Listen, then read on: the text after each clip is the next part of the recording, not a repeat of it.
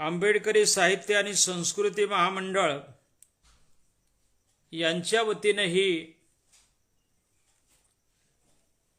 व्याख्यानमाला आयोजित करण्यात आलेली आहे आणि या व्याख्यानमालेमध्ये मला बोलण्यासाठी निमंत्रित केले आहे माझे मित्र प्रशांती वंजारे यांनी।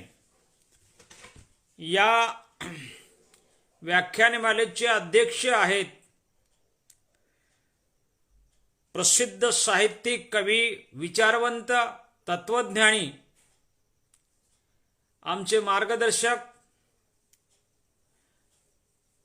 Doctor Yashwant Manwar sir. आणि या ठिकाणी मला बोलायचा जो विषय आहे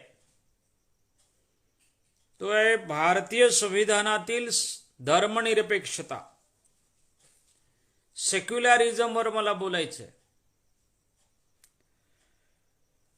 भारतीय संविधानामध्ये सेक्युलरिझम आहे हे सर्वांना माहीत आहे, धर्मनिरपेक्षता आहे सर्वांना माहीत आहे, परंतु या धर्मनिरपेक्षतेचं इथला माणूस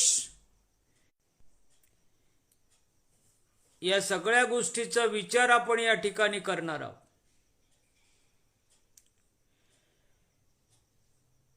भारतीय संविधानामधील सेक्युलरिझमच्या संदर्भाने बोलत असताना मी थोडा इतिहास सांगण्याचा प्रयत्न करणार आहे। धर्मनिरपेक्षता म्हणजे काय आणि ते कशासाठी आपण या ठिकाणी त्या विचाराचा अट्टहास करतोय की विचाराचा समर्थन करतोय, या संबंधाने आपण या ठिकाणी चर्चा करणार आहोत। कारण धर्मनिरपेक्षता बाबासाहेब आंबेडकरांनी आपल्या संविधानामध्ये शब्दशः जरी टाकलेली नसेल तरी संपूर्ण संविधानामध्ये धर्मनिरपेक्षता आहे। आपण पाहतोय की बाबासाहेब आंबेडकरांनी संविधानामध्ये असे काही कलम त्या ठिकाणी पेरले आहेत की ज्याच्यातून धर्मनिरपेक्षता व्यक्त होताना दिसतं। परंतु ही धर्मनिरपेक्षता त्या ठिकाणी, ज्याला इहवाद पण म्हणतो आपण, ही धर्मनिरपेक्षता कशा प्रकारे या संविधानामध्ये आली आहे आणि का आलेली आहे, हा शब्दप्रयोग संविधानामध्ये येण्याचं प्रयोजन काय होतं, का बरं टाकले असावे, या सगळ्या गोष्टीचा विचार आपण या ठिकाणी करणार आहोत। भारतीय संविधान हे एक जगातलं अद्भुत असं डॉक्युमेंट आहे। आजच इंडियन एक्सप्रेसला एक लेख आला गणेश देवीचा, फॉर दी प्रजा बाय दी प्रजा, अशा प्रकारचं ते टायटल आहे ते लेखाचं। आणि त्या लेखामध्ये म्हणतात की जे काही संविधान आहे ते संविधान या देशातल्या अनेक म्हणजे काही वेगळे वेगळे लोकसमूह आहेत, जनता आहे, या जनतेच्या आशाकांक्षांचं ते फलित आहे। That is the culmination of their feelings and aspirations, आशाकांक्षा ज्या होत्या, ज्या भावना होत्या, त्याचं ते फलित आहे।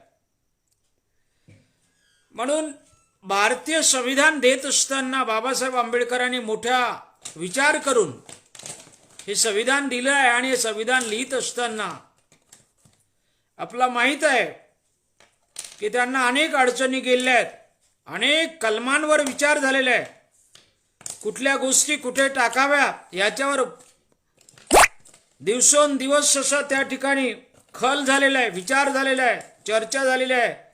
त्यानंतर तो शब्द त्या संविधानामध्ये टाकण्याचं काम किंवा त्यांना परमिशन बाबासाहेबांना मिळालेलं आहे. परंतु खऱ्या अर्थाने सेक्युलर हा शब्द काही आपल्या संविधानामध्ये नव्हता. तो मागाहून ते आपल्या संविधानामध्ये याचा अंतर्भाव करण्यात आलेला आहे. 42वी राज्यघटना झाली 1976 मध्ये आणि हा शब्द संविधानामध्ये समाविष्ट करण्यात आलेला आहे. We the people of India having solemnly resolve to constitute in secular sovereign secular democratic republican socialist वगैरे असे शब्द आलेले आहेत. परंतु सगळ्या संविधानामध्ये आपला सेक्युलरिझम पाहायला मिळतोय. का बरं बाबासाहेबांनी हा शब्द टाकला असावा? जगामध्ये ज्या काही वेगळ्या वेगळ्या राज्यघटना आहेत त्याचा अभ्यास बाबासाहेबांनी केला होता. आणि ह्या राज्यघटना कुठल्या तत्वावर उभ्या आहेत, कुठले प्रिन्सिपल आणि कुठले एसेन्शियल या संविधानामध्ये आहेत त्या जगाच्या वेगळ्या वेगळ्या देशाचे त्यांनी बघितलेले आहे. आणि दुसऱ्या महायुद्धानंतर जेव्हा अनेक देशांना स्वातंत्र्य मिळालं त्यांनी आपलं संविधान बनवलं आणि बघितलं की आपण त्या ठिकाणी या संविधान हे वेगळे वेगळे राज्यघटना देशाच्या ह्या कोण्या देशामध्ये धार्मिक तत्वावर उभ्या झालेल्या आहेत, कोण्या देशामध्ये अर्ध धार्मिक तत्वावर उभ्या झालेल्या आहेत, कोण्या देशात 100% अथेइस्ट नास्तिक तत्वावर उभ्या झालेल्या ह्या सगळ्या संविधान आहेत. आपण जसं इंग्लंडचं जर उदाहरण घेतो म्हटलं तर एक थिओक्रेटिक म्हणजे एका धर्माला मानणारी ती संविधान आहे त्या ठिकाणी. कारण त्या ठिकाणी हाऊस ऑफ लॉर्ड मध्ये 26 जे मेंबर्स बिशप्स असतात ते 26 बिशप्स हाऊस ऑफ लॉर्ड मध्ये बसतात आणि ते चर्चचे प्रतिनिधित्व असतात. कारण त्या ठिकाणी चर्च आणि प्रेस्बिटेरियन चर्च अशा प्रकारचे 2 विभाग आहेत त्या ख्रिश्चन धर्मामध्ये. त्याच्यामध्ये हाऊस ऑफ लॉर्ड मध्ये या सभागृहामध्ये मोठ्या वरच्या सभागृहामध्ये 26 न निवडून आलेले बिशप्स वगैरे जे काही त्या ठिकाणी जे काही धर्माचे प्रवर्तक आहे, धर्माचे जे काही अधिकारी आहे, अथॉरिटी आहे ते त्या ठिकाणी ते बसतात आणि कायदे मंडळामध्ये जे कायदे केले जातात ते कायदे मंडळ त्याच्यावर ते प्रभाव टाकतात. त्यांच्यानुसार कायदे बरेचसे बनवले जातात. भारतामध्ये बाबासाहेब आंबेडकरांनी अशा प्रकारचा थिओक्रेटिक म्हणजे ईश्वरशाहीला मानणारं किंवा धर्माला मानणारं संविधान निर्माण केलं नाही. कारण या देशामध्ये आपल्याला माहित आहे की धर्माला मानणारं संविधान होतं. मनुस्मृती या देशाचं संविधान होतं आणि ते धर्माला मानणारं होतं. किंवा त्याच्या अगोदर या देशामध्ये जे काही राजेशाही होती, महाभारताच्या काळातली राजेशाही असो, रामायणाच्या काळातली राजेशाही असो, पुराणातल्या काळाची राजेशाही असो, ही जी राजेशाही होती ही राजेशाही असं म्हटलं जातं की ईश्वर हा आपला राजा हा ईश्वराचा अंश आहे. आपल्या देशामध्ये किंवा युरोपाच्या अनेक देशामध्ये देखील जी राजेशाही होती त्या राजेशाहीचा आधार थिओलॉजी होते, एक धर्मशास्त्र होतं. ईश्वराला जे प्राबल्य होतं या सगळ्या राजेशाहीच्या मुळाशी. कारण हे राज्य जे डिसिजन घ्यायचे वेगळे वेगळे प्रजेसाठी, विकासासाठी, परदेशाशी कसे व्यवहार करावेत, विदेशी नीती असो, स्त्रियांच्या संदर्भातली नीती असो, मजुरांच्या संदर्भातली पॉलिसीज असो, इंटरनॅशनल अफेअर्स असो, किंवा जनतेचा विकास कसा करायचा, शाळा, महाविद्यालय, विद्यापीठ कसे चालवायचे, गुन्हेगारांना कशा शिक्षा द्यायच्या, या संबंधाने जे कायदे करत होते. पण हे कायदे करत असताना सर्वात मोठा श्रेय कोणाला असायचा तर त्यावेळी युरोपात पहा, भारतात पहा तर धार्मिक लोकांना असायचं. राजाला गाईड करण्याचं काम, मार्गदर्शन करण्याचं काम हे धर्मपंडित करायचे, मार्तंड करायचे. पंडित पुरोहित करायचे. आणि पंडित पुरोहिताने ऐकलं नसेल तर राजाला ते डिथ्रोन करायचे, त्यांना त्या सिंहासनावरून हटवायचे किंवा वेळ प्रसंगी त्याची हत्या करायची. असे एक उदाहरण मी तुम्हाला सांगेल. असे अनेक उदाहरणं भारतामध्ये झालेले आहेत. म्हणजे मी सेक्युलरिझमच्या संबंधाने बोलायच्या अगोदर बाबासाहेब आंबेडकरांनी सेक्युलरिझम का बरं या देशामध्ये आणला, काय आवश्यकता होती, सेक्युलरिझम नसता आणला असता तर कुठल्या प्रकारची या ठिकाणी राजकीय व्यवस्था असती, हाही विचार करण्यासारखी गोष्ट आहे. बाबासाहेब आंबेडकरांनी बघितलंय की या देशामध्ये आतापर्यंत देश चालला तो मुस्लिमांच्या काळात असो, इंग्रजांच्या काळात असो किंवा त्याच्याही पलीकडे सिंधू संस्कृतीपासून अलीकडचे आपण महाभारत वगैरे रामायण ह्या काळामध्ये पाहतो की देश कसा चालला. तर देश हा मुठभर लोकांच्या अधिकाराखाली चालला. मुठभर धार्मिक जे सत्ताक होते, ज्यांची सत्ता अथॉरिटी होती, धार्मिक रिलिजियस अथॉरिटी होते, पंडित पुरोहित होते, ऋषी मुनी होते, यांच्या म्हणण्यानुसार हा देश चालायचा. तर राजाला देखील हे सगळे मंडळी सांगायचे की तुम्ही अशा प्रकारे वागलं पाहिजे, अशा प्रकारचे नियम केले पाहिजेत, कोणत्या समाजाला कशी वागणूक दिली पाहिजे, कोणासाठी काय केलं पाहिजे, असे सगळे विचार त्या ठिकाणी असायचे. म्हणून भागवत पुराणामध्ये एक कथा आहे. त्या ठिकाणी वेन नावाचा राजा होता आणि वेन राजाच्या दरबारी म्हटल्यानुसार म्हणजे सगळे पंडित पुरोहित त्या ठिकाणी होते आणि त्यांना मोठे मोठे पगार द्यावा लागत असे. जसं पेशवाच्या काळामध्ये पाहतोय की अनेक ब्राह्मणांना पंडितांना दक्षिणा द्यावा लागत होत्या, खानावळी चालायच्या. दिवसोंदिवस किंवा पूर्ण भारतातले लोक त्या पेशवाच्या दरबारामध्ये यायचे, खायचे, तुपाच्या पोळ्यांच्या पंक्ती चालायच्या, त्यांना खंडणी दिल्या जात होती, त्यांना दक्षिणा दिल्या जात होती. तसंच वेन राजाच्या दरबारातही अशा प्रकारचं पंडित पुरोहितांना, धार्मिक लोकांना, ऋषी मुनींना स्थान द्यावं, मोठा पगार द्यावा, त्यांचा सन्मान करावा, राजाच्या बाजूला उच्च स्थानावर त्यांना बसवावं, अशी व्यवस्था या देशामध्ये होते. जनतेचं काय हो ते हो, परंतु या लोकांची व्यवस्था झाली पाहिजे. जनता भिकारी राहिली तरी चालते, त्यांचे हाल झाले तरी चालते, अशा प्रकारची संकल्पना होती.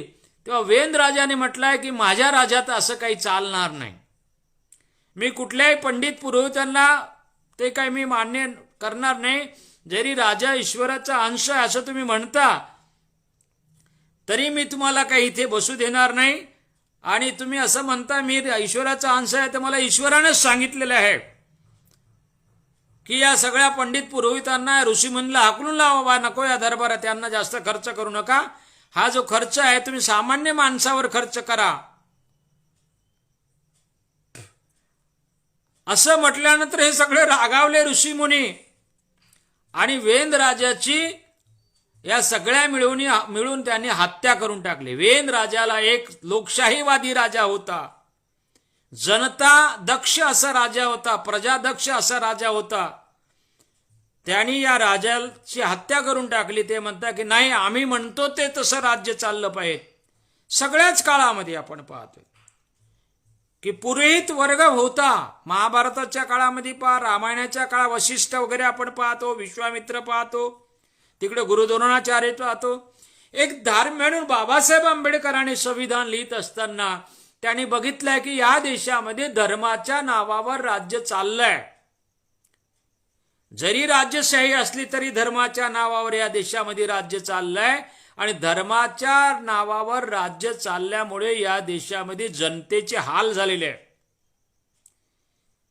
जे ह्युमन राईट्स होतं, अलीकडे हा जरी शब्द आला असेल, ह्युमन राईट्स मानवाधिकार वगैरे जरी अलीकडे शब्द आला असेल तरी या देशामध्ये हजारो वर्षापासून मानवाधिकाराची पायमल्ली झालेली आहे. या देशामध्ये हजारो वर्षापासून लोकांचे जे काही अभिव्यक्ती स्वातंत्र्य आहे, व्यक्तिगत स्वातंत्र्य आहे, विहाराचं स्वातंत्र्य आहे, एखादा धनसंपत्ती मिळवण्याचं स्वातंत्र्य आहे, हे सगळं नाकारल्या गेलं होतं.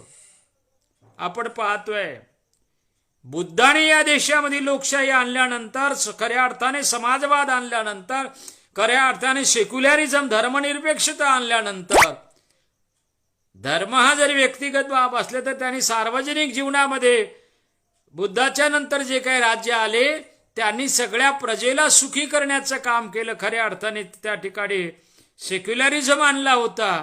पण त्यानंतर आपण पाहतोय की मनुस्मृती लिहून घेतल्यानंतर भार्गव ऋषीच्या माध्यमातून लिहून घेतली आणि या देशामध्ये पुन्हा धर्मनिरपेक्षता ही समाज व्यवस्था जी होती, या देशामध्ये राज्य व्यवस्था होती, ती नष्ट करून टाकली आणि इथल्या माणसाला अशा इतक्या खालच्या पातळीवर सामान्य माणसाला उतरवलं की त्याला 2 टाइमचं जेवणाची व्यवस्था होत नव्हती. तो भीक मागूनही खाऊ शकत नव्हता. मेलेल्या जनावराचं त्याला मांस खावं लागत होतं. आदिवासींना जंगलात वन फिरावं लागत होतं, कंदमुळं खावं लागत होते. एकीकडे तुपापोळींच्या पंक्ती चालायच्या, इथे मोठे मोठे अगदी अन्नव्रत आणि सदाव्रत चालायचे, पण दुसरीकडे हजारो लाखो लोक उपाशी मरायचे. अशा प्रकारची समाज व्यवस्था, अशा प्रकारची राजकीय व्यवस्था या देशामध्ये होती. आणि म्हणून बाबासाहेब आंबेडकरांनी ही राजकीय व्यवस्था बघितली आणि त्यांनी बघितल्यानंतर की या देशाला संविधान देत असताना आपण राजसत्तेची धर्मसत्तेपासून फारकत केली पाहिजे. सेक्युलरिझमचा अर्थ काय होतो, धर्मनिरपेक्षतेचा अर्थ काय होतो, तर स्टेट आणि रिलिजन हे 2 सेपरेट असले पाहिजेत. अमेरिकेमध्ये जेव्हा सेक्युलरिझम आला तेव्हा जेफरसन नावाच्या माणसाने, एका विद्वानाने, एका फार मोठ्या विचारवंताने एक शब्द वापरलाय, there should be erected wall between state and religion. ते म्हणले की धर्माच्या आणि राज्याच्या मध्ये एक प्रचंड भिंत उभारली पाहिजे. म्हणजे हे दोन्ही गोष्टी अलग असल्या पाहिजेत. धर्मवाले लोक काय करतात किंवा धार्मिक लोक काय करतात, ते अट्टहास धरतात. धार्मिक ऑथॉरिटी ज्यांच्याकडे आहे, शंकराचार्य असतील, महंत असतील, पुरोहित असतील, ते अट्टहासी लोक असतात आणि त्यांना आपली सुपॅरिटी टिकून ठेवायची असते. म्हणून ते कुठल्याही प्रकारचे डिसिजन घेत असताना जनतेच्या संबंधाने डिसिजन घेणार नाहीत. ते धर्म कसा मोठा होईल, धार्मिक सत्ता कशी प्रबळ होईल, धार्मिक सत्ता उपभोगणारे लोक कसे जनतेवर हावी होतील, जनतेने धार्मिक सत्ता किंवा सत्ता ज्यांच्या हाती त्यांनाच कसं सबमिसिव्ह झालं पाहिजे, सरेंडर झालं पाहिजे, त्यांनाच कसं मान सन्मान दिला पाहिजे. सामान्य माणसाच्या भावभावना आहेत, त्याच्या आकांक्षा आहेत, त्याची महत्वाकांक्षा आहे, त्याच्या विकासाच्या इच्छा आहेत, त्याच्या स्वातंत्र्याची इच्छा आहे, त्याला बोलायचं आहे, अभिव्यक्त करायचं आहे. ह्या सगळ्या गोष्टी धर्मशास्त्रामध्ये आपण पाहतोय. कुठल्याही देशातल्या धर्मशास्त्रामध्ये या गोष्टीला परमिशन नव्हतं. कारण धर्मवाले म्हणायचे की आम्ही म्हणतो ते. आपण तिकडे पाहतोय कोपर्निकस सारखे माणसं, गॅलिलिओ सारखी जे माणसं आहे किंवा पाश्चर सारखी माणसं जेव्हा वैज्ञानिक हे संशोधन करून जगाला नव्या नव्या तथ्यांचं दर्शन घडून आणायचे, सांगायचे की हे असं नाही आहे, धर्मशास्त्रामध्ये बायबलमध्ये लिहिलेलं आहे असं नाही आहे, किंवा गीतेमध्ये लिहिलेले असं नाही. आपल्या देशातले जसे लोक काही पुरोगामी चारबाकासारखे सांगायचे, धर्मशास्त्रामध्ये जे आहे ते खरं नाही आहे. तर तेव्हा हे धर्मशास्त्रातले लोक षड्यंत्र करून त्यांची हत्या करायची. कारण हे सगळे पंडित पुरोहित आयत खाऊ होते. राज्यव्यवस्था चालवायला लावायचे, परंतु राज्यव्यवस्थेच्या ठिकाणी आपले आसन स्थिर करायचे आणि त्या माध्यमातून गडगंज संपत्ती मिळवायची, धन लुटायचं आणि मौज मजा करायची. अशा प्रकारची व्यवस्था या देशामध्ये झाली. स्वातंत्र्याच्या जवळपास अगोदरच्या काही काळात, मुस्लिमांच्या काळात आणि ब्रिटिशांच्या काळात आपण पाहतोय 500च्या जवळपास या देशामध्ये संस्थानिक होते. हे वेगळे वेगळे संस्थानिक धर्माच्या नावावर चालायचे. मठाच्या नावावर जगायचे, पीठाच्या नावावर चालायचे, जातीच्या नावावर चालायचे आणि या सगळ्यांचा एक हे का होतं की आम्ही सुपेरियर आहोत. आणि म्हणून बाबासाहेब आंबेडकरांनी संविधान लिहित असताना जरी सेक्युलर शब्द हा 42व्या राज्यघटना दुरुस्ती होऊन 1976 आला असेल, तर बाबासाहेब आंबेडकरांनी 25व्या कलमामध्ये सांगितलंय की धर्म हा राज्याचा भाग होणार नाही. धर्माच्या संबंधाने जे काही पुरोहित शंकराचार्य असतील, कोणते मठाधिपती असतील, महंत असतील, यांचा जो अधिकार आहे, यांचे जे नियम आहे, रूल्स आहेत, रेग्युलेशन आहे, ते राजसत्ता चालवण्यासाठी कामी येणार नाहीत किंवा त्यांचा इंटरफिअर आमच्या राजसत्तेमध्ये होऊ नये. या गोष्टीचा, धर्माचा कुठल्याही प्रकारचा संबंध राज्य शासनाशी येऊ नये किंवा राज्याने म्हणजे सरकारने डिसिजन घेत असताना धर्माच्या तत्वामुळे प्रभावित होऊन डिसिजन घेऊ नये. तटस्थपणे डिसिजन घेतले पाहिजेत आणि लोकशाहीच्या तत्वानुसार डिसिजन घेतले पाहिजेत, समतेच्या तत्वानुसार डिसिजन घेतले पाहिजेत. फंडामेंटल राईट्सच्या जे काही मूलभूत अधिकार आहे लोकांचे, त्याच्यानुसार डिसिजन घेतले पाहिजेत. लोक कल्याणकारी राज्यव्यवस्था आपण निर्माण केलेली आहे.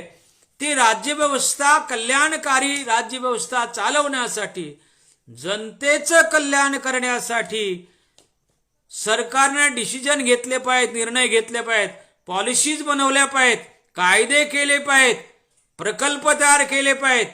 या सगळ्या गोष्टीमध्ये धर्माचं लुडबुड होता कामा नये. धर्म त्या ठिकाणी कुठल्याही प्रकारचं इंटरफिअर करता कामा नये, असा विचार बाबासाहेब आंबेडकरांनी 25व्या कलमामध्ये मांडला. ज्यांना धर्म पाळायचा असेल त्यांनी स्वतंत्ररित्या आपापला धर्म पाळावा, स्वतंत्ररित्या आपापला धर्म त्यांनी पाळावा. परंतु धर्माचा संबंध सार्वजनिक जीवनात, राजकीय सार्वजनिक जीवनात, राज्यात, सरकारच्या किंवा या देशाच्या एकूण राजव्यवस्थेमध्ये ते डोकावता कामा नये, तो घुसता कामा नये किंवा त्याने इंटरफिअर करू नये. वैयक्तिक पातळीवर तो धर्म तुम्ही पाळावा. कारण या देशामध्ये बाबासाहेबांनी पाहिलं होतं की जवळजवळ 8-10 धर्म आहेत, अनेक पंथ आहेत, हजारो जाती आहेत, त्यांचे वेगळ्या वेगळ्या कस्टम्स आहेत, वेगळे वेगळे काय परंपरा, प्रॅक्टिसेस आहेत. ह्या सगळ्या गोष्टी एकाएकी घालवता येणार नाही. परंतु या सगळ्यांना व्यक्तिगत त्यांच्या लेवलवर स्वातंत्र्य देऊन त्यांनी सांगितलंय की तुम्ही तुमच्या लेवलवर, तुमच्या स्तरावर तुमचा धर्म पाळू शकता, पण धर्माचा हेका राजकारणामध्ये येऊ नये. विशेषतः राजकीय माणसाने राजकीय सत्तेमध्ये किंवा राजकीय सत्तेच्या अधिकारावर बसलेला, त्या खुर्चीमध्ये बसलेल्या माणसाने देखील धर्माचा हेका किंवा धर्मानुसार राज्य चालू नये. त्याने धर्म हा अलग ठेवला पाहिजे. आपण पाहतोय की पंडित जवाहरलाल नेहरूला मंदिराच्या उद्घाटनासाठी बोलवल्यानंतर पंडित जवाहरलाल नेहरू गेले नाही. ते म्हणाले की मी सेक्युलर स्टेटचा एक पंतप्रधान आहे, एका सेक्युलर, एक धर्म निरपेक्ष राज्य व्यवस्थेचा मी पंतप्रधान आहे, मी जाणार नाही. सरदार वल्लभभाई पटेल वगैरे गेले. परंतु मित्र, आज सेक्युलर कसा आवश्यक आहे? कारण धार्मिक सत्ता किंवा धार्मिक विचार हा कट्टरवादी विचार असतो. धार्मिक विचार हा अवैज्ञानिक विचार असतो. धार्मिक विचार हा अट्टहास करणारा विचार असतो. धार्मिक विचार हा त्या देशातल्या धर्मग्रंथातील मूल्यांवर आधारित असतो.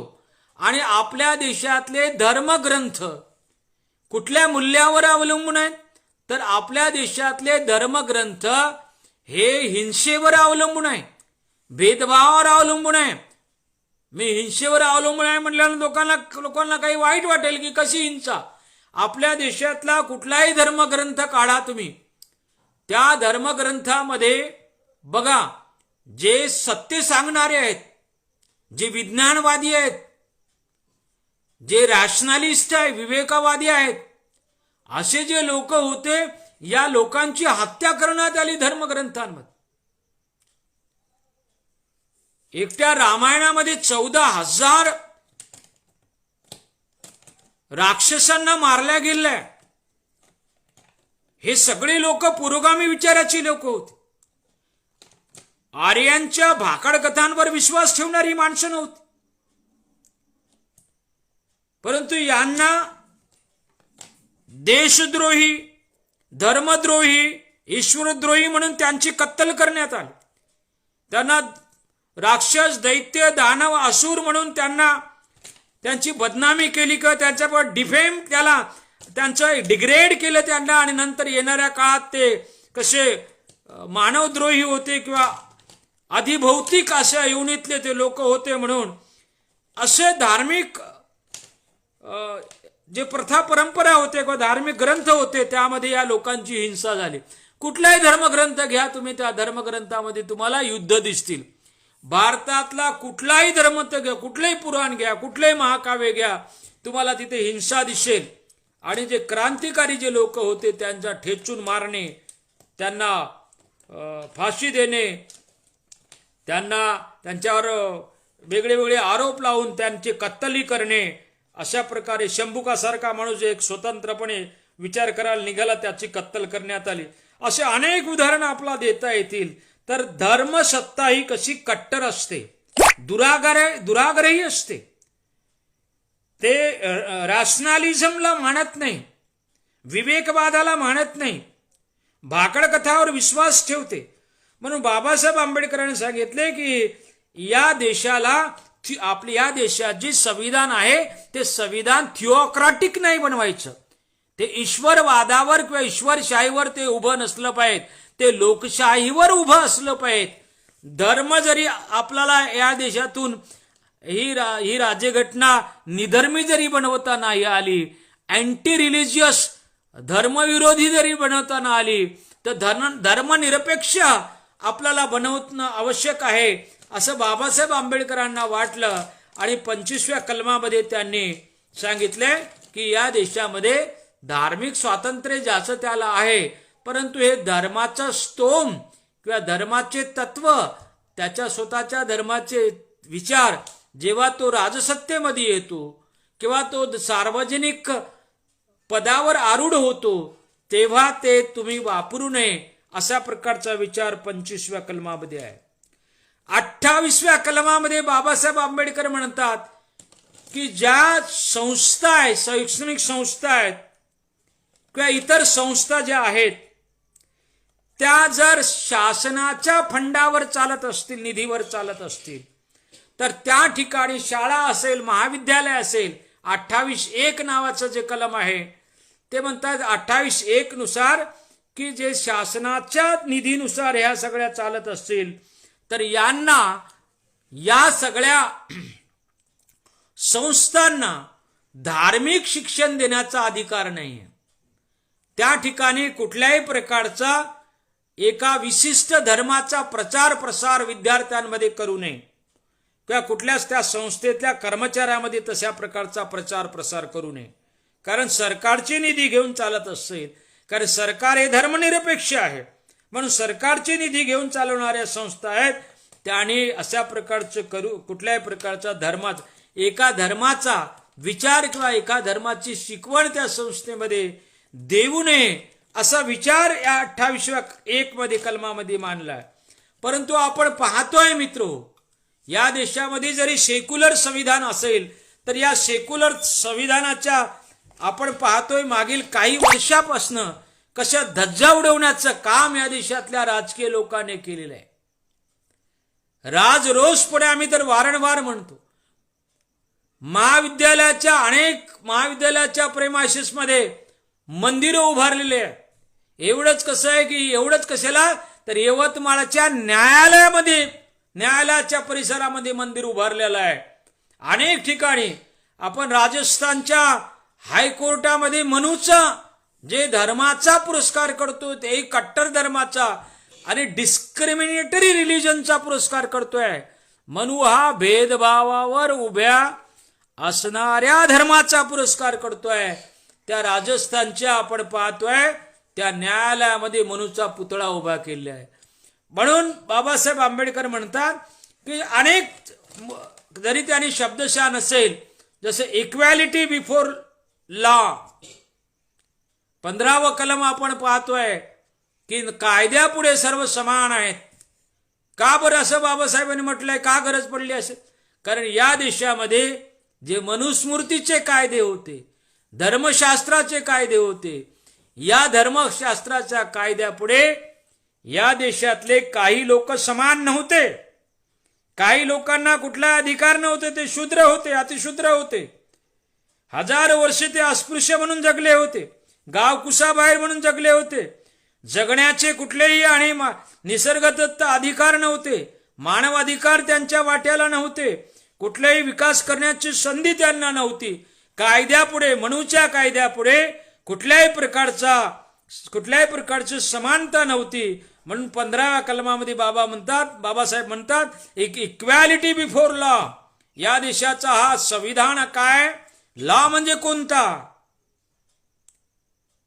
आम्हाला राज्यशास्त्र शिकवत असताना इंग्लिश मीडियम मधून मी राज्यशास्त्र निर्माण केलेले जे कायदे आहेत त्यांच्या पुढे या देशातला प्रत्येक माणूस समान आहे. One man one value. मग तो अंबानी असेल किंवा एखादा शामराव असेल माझ्या खेड्यातला, त्या दोघालाही एकच मत टाकण्याचा अधिकार आहे. म्हणजे अनिल अंबानी का अडाणी आहे, तो उद्योगपती आहे, त्याच्याकडे प्रचंड द्रव्य आहे, प्रचंड मोठे मोठे कारखाने आहे, म्हणून त्याला 5 मत टाकण्याचा अधिकार नाही. त्याला एकच मत देण्याचा अधिकार आहे. आणि एका शामरावलाही आमच्या गावच्या, ज्याच्याकडे काहीच नाही, 3 शेळ्या आहेत, त्याला एक मतदान टाक. एक मतदान म्हणजे अडाणी एवढंच मतदान. ही समानता बाबासाहेब आंबेडकरांनी आणली. ही समानता बाबासाहेब आंबेडकरांनी संविधान आणले. याचाही अर्थ सेक्युलरिझम आहे. याचाही अर्थ सेक्युलरिझमच आहे. एक लक्षात घ्या. बाबासाहेब आंबेडकरांनी पुन्हा सांगितलं या देशामध्ये 17व कलम आहे संविधानामध्ये, जे अनटचेबिलिटी या ठिकाणी प्रॅक्टिस केल्या जात होती, अस्पृश्यता पाळल्या जात होती. काही लोकांना सगळे जगण्याचे अधिकार होते, काही लोकांना शून्य अधिकार होते. सड्याच्या अंगणावर येण्याचं परमिशन नव्हतं, रस्त्याने फिरण्याचं परमिशन नव्हतं. हा देश म्हणजे काय? देशातली जनता. देश म्हणजे देशातले जे एकूण जे काही ह्युमन रिसोर्स, आपल्याकडे ह्युमन रिसोर्स डेव्हलपमेंट मंत्रालय आहे, मनुष्यबळ विकास मंत्रालय आपल्याकडे, HRD ज्याला म्हणतो आपण. भारतीय संविधान निर्माण होण्याच्या अगोदर या देशामध्ये HRDचा विचार केला नव्हता. ह्युमन रिसोर्स डेव्हलपमेंटचा विचार कधीही केला गेला नव्हता या देशामध्ये. या देशामध्ये वर्णव्यवस्थेच्या नावावर 3% लोक, म्हणजे 3 भागाची, म्हणजे शूद्र, अतिशूद्र, अस्पृश्य, कामकरी, कष्टकरी, क्षत्रिय, या सगळ्यांची ऊर्जा जी होती ती ऊर्जा डॉर्मंट ठेवली होती, अशी मृत अवस्थेमध्ये ठेवली होती. या देशाचा विकास का झाला नाही? तर या देशातल्या ह्युमन रिसोर्सला वापरल्या गेलेलं होतं. स्त्री देखील ह्युमन रिसोर्स आहे, ते 50% या देशामध्ये आहे. सेक्युलरिझम म्हणजे काय? सेक्युलरिझमचा अर्थ धर्मनिरपेक्षामध्ये धर्म हा राजकारणापासून दूर राहावा, हा विचार सांगण्यापुरताच धर्मनिरपेक्षता एवढाच अर्थ नाही. कारण आधुनिक काळात, स्वातंत्र्योत्तर काळामध्ये, दुसऱ्या महायुद्धाच्या काळामध्ये जे देश स्वतंत्र झाले त्यांनी लोकशाही स्वीकारली. काही लोकांनी प्रेसिडेन्सी स्वीकारली, अध्यक्षीय लोकशाही स्वीकारली, काही लोकांनी थोडेसे पार्शियल लोकशाही स्वीकारली. आणि म्हणून या सगळ्या जगातल्या लोकांनी ठरवलं की आता आपण दुसऱ्या महायुद्धानंतर नव्याने या राष्ट्रांचा उदय झाला, नव्याने उदय झालेल्या राष्ट्रामध्ये जनतेचं कल्याण झालं पाहिजे. पूर्वीसारख्या राजांनी, जसे रावसाहेब कसबे म्हणतात की सगळे राजे साले स्त्रीलंपट आणि उपभोगवादी होते, सगळे चंगळवादी होते, नुसते खाऊन पिऊन मजा करायचे. आपण पाहतोय शिवाजी महाराजांचं राज्य गेल्यानंतर, पेशवाईंचं राज्य आल्यानंतर काय चाललं तिथे सगळे, किंवा इतरही राज्य होते, किती उपभोगवादी होते, किती चंगळवादी होते, किती कंझ्युमरिस्ट होते. ते केवळ स्वतःच खाऊन पिऊन, खाओ पिओ मजा करो अशा प्रकारचा विचार त्यांच्याकडे होता. पण लोकशाहीमध्ये लोकांचे राज्य, लोकांसाठी, लोकांकडून चालवले राज्य, म्हणजे सगळ्या जनतेच्या शेवटच्या माणसापर्यंत विकास झाला पाहिजे अशी कल्याणकारी राज्याची संकल्पना जेव्हा आली, तेव्हा धर्मनिरपेक्षता हा विचार अत्यावश्यक वाटला. का अत्यावश्यक वाटला? कारण धर्मनिरपेक्ष म्हणजे धर्म नसला पाहिजे. धर्मसत्ता काय सांगत होती? म्हणजे राज्यव्यवस्था असली तरी धर्मसत्ता त्या ठिकाणी ओव्हर पॉवरिंग होती, ती ओव्हर लॉर्डिंग होती, ती वर्चस्व गाजवणारी होती, की त्यांना धर्मानुसार चालले पाहिजेत राज्य असं वाटायचं. म्हणून लोकशाहीमध्ये बाबासाहेब काय म्हणतात की लोकशाहीमध्ये एका ठिकाणी बाबासाहेब लिहितात, लोकशाहीची अनेक व्याख्या करतात बाबासाहेब. धर्मनिरपेक्षता म्हणजे लोकशाही, बाबासाहेब अनेक व्याख्या करतात. लिंकनची व्याख्या करून ते सोडून देतात की चुकीची, थोडी चुकीची व्याख्या म्हणतात. जसं वाल्डनची एक व्याख्या घेतात ते की गव्हर्नमेंट बाय डिस्कशन, कुठलेही प्रश्न विचार विनिमयाने सोडले पाहिजेत, गव्हर्नमेंट बाय डिस्कशन अशा प्रकारची एक व्याख्या घेतात. स्वतःही व्याख्या सांगतात ते लोकशाहीची की रक्ताचा एक थेंब न पाळता सामाजिक क्रांती झाली पाहिजे अशी एक लोकशाहीची व्याख्या. दुसऱ्या ठिकाणी बाबासाहेब आंबेडकर सांगतात की democracy is not merely A form of government. लोकशाही केवळ शासनाचा प्रकार नाहीये. ते म्हणतात democracy is primarily associated life. लोकशाही म्हणजे सहजीवनाचा मार्ग, मोड ऑफ असोसिएटेड लाईफ म्हटलंय. बाबासाहेब म्हणतात democracy is not only A form of government. सरकारचा एक प्रकार किंवा नमुना नाही आहे ते, सरकारचा एक फ्रेम नाही आहे ते, सरकारचा एक विशिष्ट प्रकारचा अनुबंध नाही आहे ते. Mode, primarily mode of associated life, सहजीवनाची एक पद्धत आहे. बाबासाहेब काय म्हणतात? सहजीवनाची पद्धत आहे. आणि जेव्हा आमच्या देशामध्ये धर्मनिरपेक्षता, लोकशाहीवादी प्रजासत्ताक राज्यघटना आली नव्हती, त्याच्या अगोदर, स्वातंत्र्याच्या काळाच्या अगोदर आपण पाहतोय की या देशामध्ये असोसिएटेड लाईफ नव्हतं, सहजीवनाचा विचार या देशामध्ये नव्हता, मिळून मिसळून राहण्याचा विचार या देशामध्ये नव्हता, गरिबाचे हाल होत होते याचा विचार नव्हता. गरिबाचे का हाल होतात, ते दुखी का आहात, तुम्ही कष्टी का आहात, तुम्ही तुमचा छळ का होतो, तुम्ही दरिद्री का, याला तुमच्या पूर्वीच्या जन्माचे पाप आहे. कर्मविपाकाचा सिद्धांत लावला होता.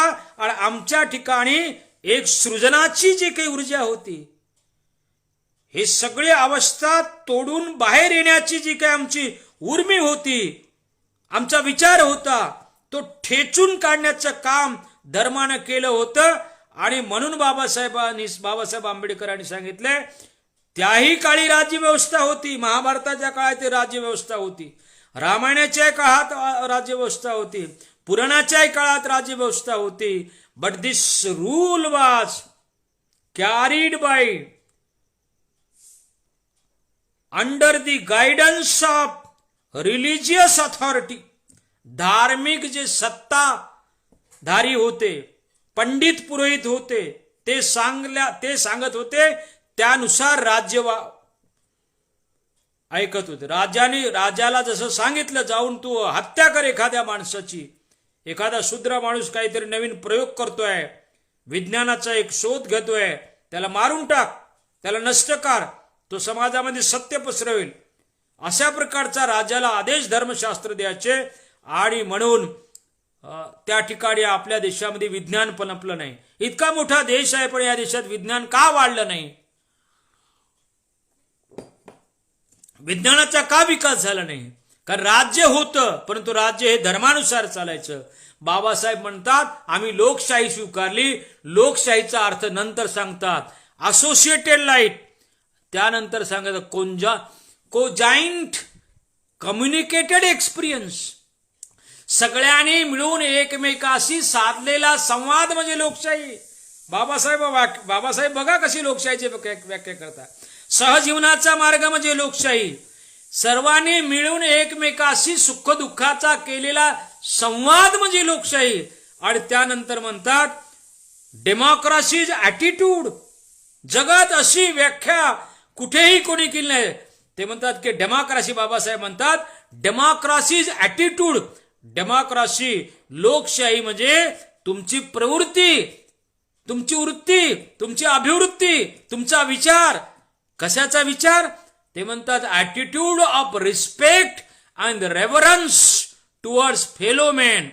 एकमेकांना सन्मान आणि आदर देण्याचा विचार म्हणजे लोकशाही. बघा किती सुंदर. आणि हे धर्मावर उभं असणारं राज्य असेल तर एकमेकाला सन्मान देता येत नाही. आपण पाहतोय की आमिर खानच्या त्या कार्यक्रमामध्ये जेव्हा तो साधू म्हणाला की आम्ही मानत नाही, या राज्यघटनेला मानत नाही आम्ही, आणि शूद्र पायातून आज 4 वर्षापूर्वी हे कार्यक्रम झालेले आहेत. ते मठाधिपती हरिद्वारचा कुठला तरी होता, तो म्हणतोय की शूद्र पायातून निघले.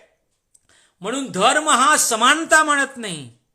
जे कर्मठ धर्म आहेत ते समानता मानत नाहीत, ते विज्ञान मानत नाहीत, ते बंधुभाव मानत नाही. बाबासाहेब काय म्हणतात fraternity is another name of democracy.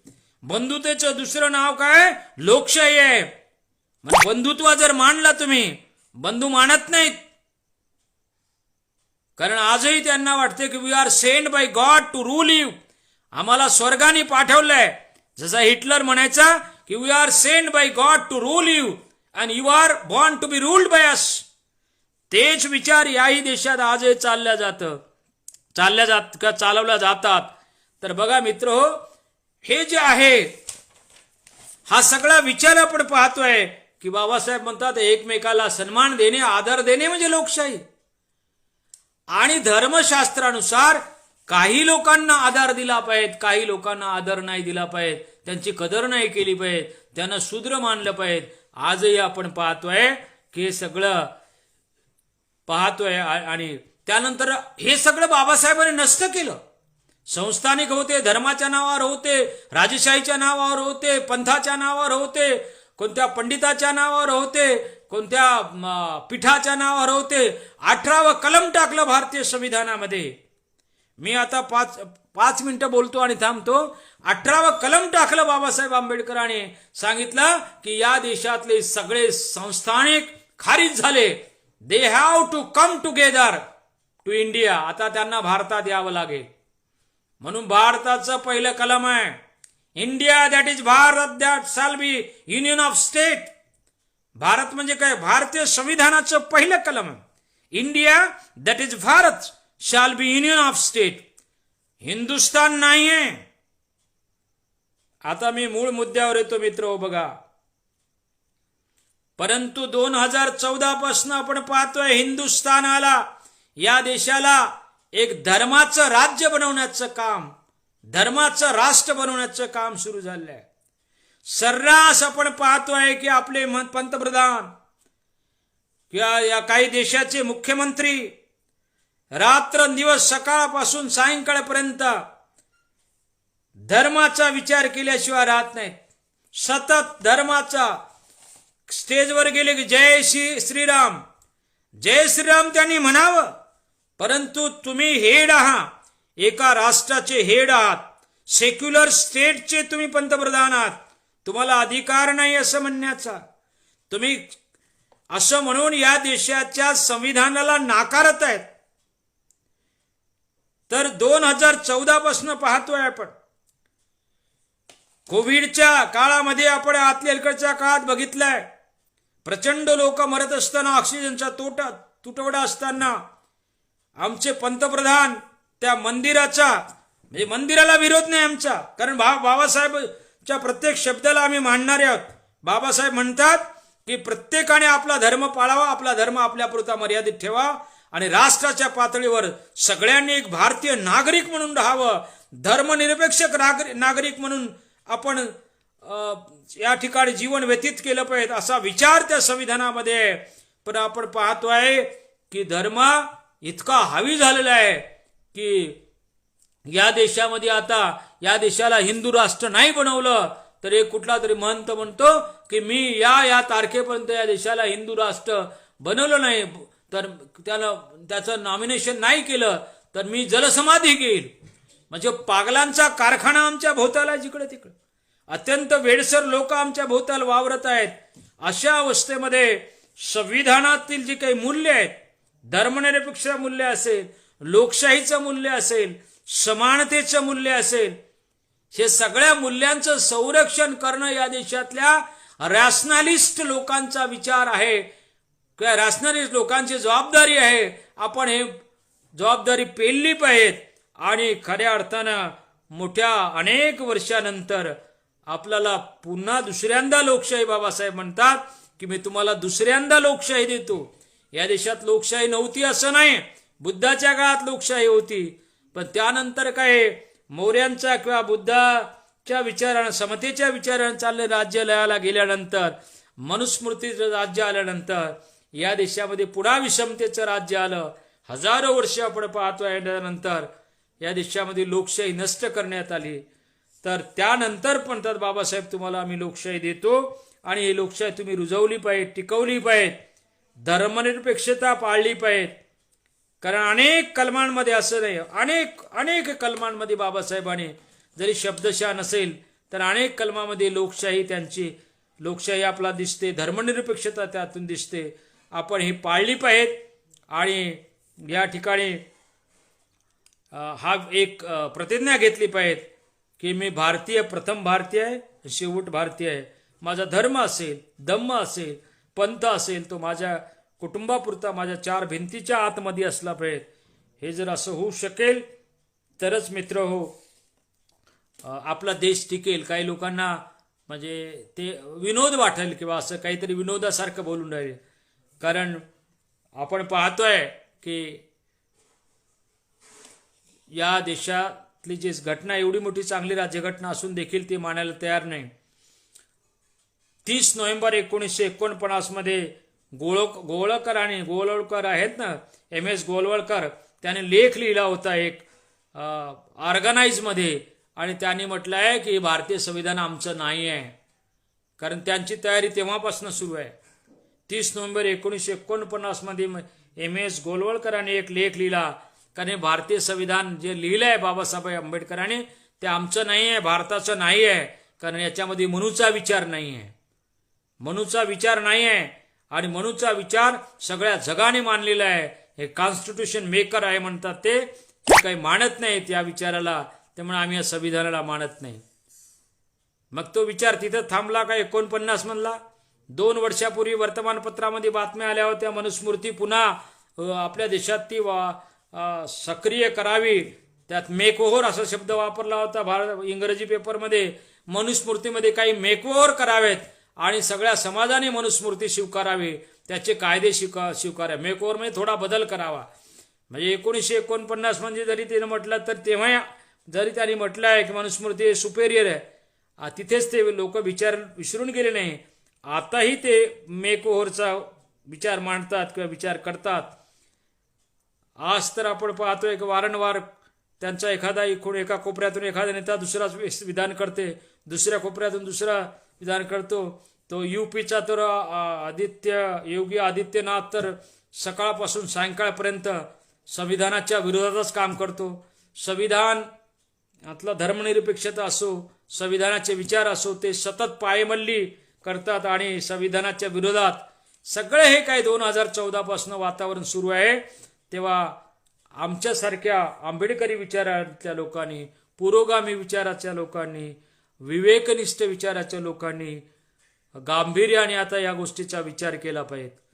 कारण या देशाला टिकवायचं असेल, या देशातली एक सद्भावना टिकवायची असेल, एक फार चांगलं संविधानाने निर्माण करून दिलेलं सामाजिक वातावरण टिकवायचं असेल, या देशात विकासाच्या ज्या काही वेगळ्या वेगळ्या योजना आहेत, प्रकल्प आहेत, एक अनेक खनिज संपत्ती आहे, नैसर्गिक संसाधनं आहेत, याचा उपयोग करून या देशाला खऱ्या अर्थाने महान देश बनवायचा असेल तर सगळ्या समाजातल्या लोकांनी, सगळ्या पंथाच्या धर्मातल्या लोकांनी आपापले धर्म पंथ बाजूला ठेवून भारतीय संविधानाचं एक महान तत्व धर्मनिरपेक्षता हे पाळलं पाहिजे आणि त्याच्यानुसार चाललं पाहिजे. कोणी कोणाच्या धर्माला कमी लेखत नाही किंवा हिंदू खत्रेमध्ये वारंवार म्हणत राहता. एकदा तुम्ही हिंदू खत्रेमे आहे म्हणता, दुसरीकडे हिंदू हा मेजॉरिटी धर्म म्हणतात किंवा अशा प्रकारची बनवाबनवी या राजकीय सत्तेमध्ये बसलेल्या धार्मिक लोकांनीही करू नये आणि या देशाची दिशाभूल करू नये. एक लक्षात घेतलं पाहिजे, हे जर झालं नाही, हिंदू राष्ट्र जर ज्या दिवशी बनेल हे भारत, त्या दिवशी अमेरिकेत झालं नाही तेवढं मोठं यादवी युद्ध भारतात होईल. सिव्हिल वॉर प्रचंड मोठं होईल या देशामध्ये आणि जगात कुठेही झाला नाही इतका रक्तपात या देशामध्ये होईल. म्हणून या वेडसर लोकांना समजून सांगण्याचं, त्यांचे प्रबोधन करण्याची गरज आहे आणि भारतीय संविधानाच्या मूल्यानुसार प्रत्येकाने जगण्याची गरज आहे. आपण ते सगळे मिळून करूया.